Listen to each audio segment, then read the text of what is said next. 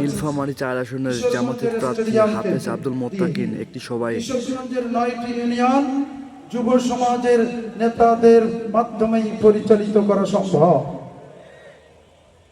কিশোরগঞ্জ যুব জামাত আজকে যে ঐতিহাসিক যুব সমাবেশের আয়োজন করেছে, আমরা প্রিয় কিশোরগঞ্জবাসীকে বলতে চাই, কোরআনের পক্ষে আল্লামা দেলোয়ার হোসেন সাঈদী সাহেবের শাহাদাত দিবস আগামী 15ই আগস্ট। আগামী 15ই আগস্টে আপনারা যদি রাজি থাকেন, আমরা কিশোরগঞ্জে বড় ভিটা থেকে মাগুরা পর্যন্ত 9টি ইউনিয়নের সকল ইসলাম প্রিয় জনতাকে আমরা কিশোরগঞ্জের স্টেডিয়ামে হাজির করতে চাই।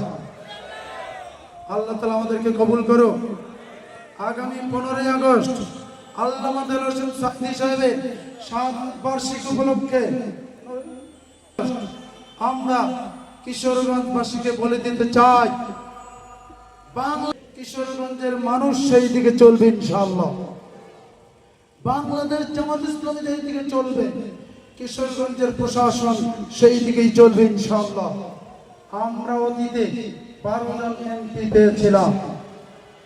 12 জন এমপির চরিত্র এবং কর্ম আমাদের সামনে, আমরা তাদের কর্ম এবং চরিত্রকে শ্রদ্ধা জানাই।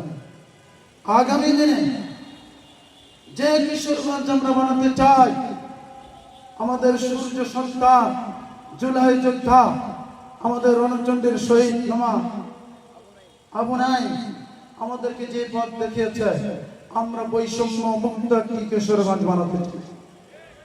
আমরা একটি ইনসাফ কল্যাণমূলক কিশোরগঞ্জ নামক এই ছোট্ট এই বাংলাদেশকে আমরা একটি বৈষম্যহীন, মাদক মুক্ত, ফ্যাসিবাদ মুক্ত একটি কল্যাণমূলক কিশোরগঞ্জ বানানোর আমি উদাত্ত আহ্বান জানাতে চাই।